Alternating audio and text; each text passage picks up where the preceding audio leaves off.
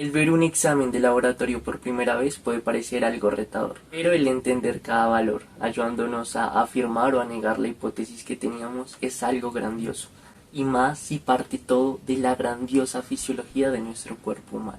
Para ver la serie roja, antes hay que entender cómo se hace esa serie roja, en este caso los eritrocitos, y como toda receta tiene sus ingredientes. En este caso tenemos al ácido fólico y la vitamina B12. Este primero no es tan complicado generar un déficit, ya que el cuerpo tiene reservas solamente para un mes.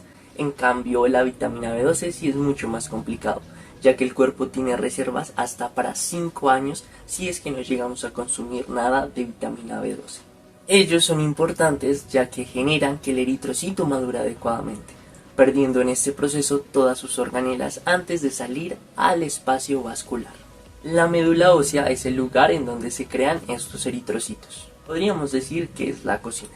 Y después tenemos al hierro, Que junto con la globina forma la hemoglobina. el cual, si hay una deficiencia, los eritrocitos serán más pequeños, ya que no se estará produciendo la hemoglobina necesaria. En la dieta consumimos aproximadamente unos 16 gramos, pero en el organismo guardamos solamente 4 gramos en forma de ferritina. El hierro lo encontramos en los eritrocitos, en los macrófagos, en el músculo, en la médula ósea, en el hígado y en el sistema retículo endotelial. La regulación del hierro y su liberación está dada por la hepcidina, que es una proteína que se forma en los hepatocitos, de forma que cuando hay bajos niveles de hierro en sangre, el hígado va a dejar de producir hepcidina, con la finalidad de que el intestino absorba más hierro. Otra forma de inhibirlo es por medio de la eritropoyetina, ya que la eritropoyetina le dice al cuerpo que necesita más eritrocitos, y si se necesitan más eritrocitos se va a necesitar más hierro. Y si la no presencia de hepcidina genera que se pueda absorber hierro, la presencia va a ser todo lo contrario. Cuando hay hepcidina le estamos diciendo al cuerpo: hey, ya tenemos el suficiente hierro, no te preocupes que no necesitamos más. Algo muy interesante que ocurre en la inflamación con la producción de citoquinas, especialmente con la interleucina 6, es que va a comenzar a estimular la producción de hepcidina, por lo cual no se va a tener el hierro suficiente para la producción de eritrocitos, por lo que en estados inflamatorios se puede generar fácilmente anemia por ese déficit de hierro. Los eritrocitos, cuando son inmaduros, son llamados reticulocitos. Es normal encontrar estos en sangre, pero a su justa medida. Es importante que recuerdes que los eritrocitos junto con la hemoglobina tienen la gran tarea de transportar el oxígeno a los diferentes tejidos de nuestro cuerpo.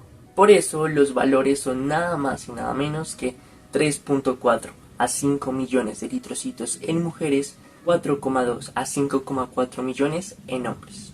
La producción de glóbulos rojos está dada por la necesidad de oxigenación de los tejidos. Es por eso que la hipoxia genera una estimulación hacia la eritropoyetina, y la eritropoyetina le dice al cuerpo: hey, necesitamos producir más glóbulos rojos. Otro estimulante para su producción son los niveles altos de testosterona.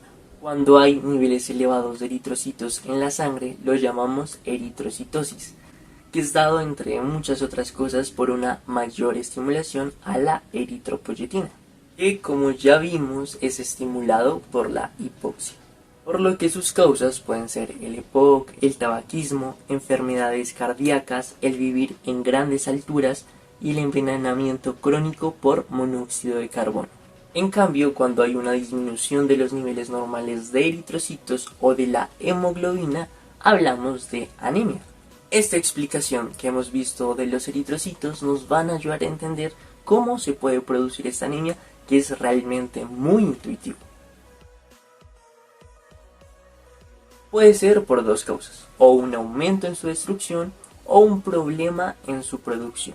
El primero, hablamos de la anemia hemolítica. Puede ser causado por esplenomegalia, ya que el vaso fagocita los eritrocitos, y la esplenomegalia no es más que un aumento en el tamaño del vaso y por ende un aumento en la cantidad de fagocitosis que realiza.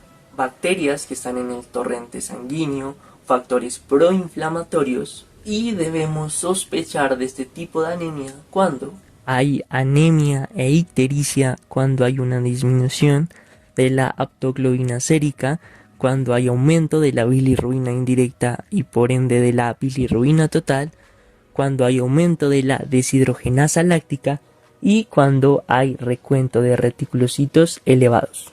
Cuando ocurre anemia por déficit en la producción, vamos a encontrar un problema en las materias primas que ya vimos. Esto quiere decir el ácido fólico, la vitamina B12, la médula ósea o el hierro. El tamaño normal de un eritrocito es de 80 a 100 femtolitros. Cuando hay un déficit de la vitamina B12 o del ácido fólico, como te mencioné, no va a madurar correctamente, lo que va a generar que muchos eritrocitos salgan con organelas. Esto le va a dar un mayor tamaño, más específicamente más de 100 femtolitros, lo que nos va a causar la anemia macrocítica. Debes saber que toda anemia macrocítica es acompañada de leucocitopenia y trombocitopenia. Cuando hay déficit de hierro vamos a hablar de una anemia microcítica, por lo cual la medida de esos eritrocitos va a ser menor a 80 femtolitros.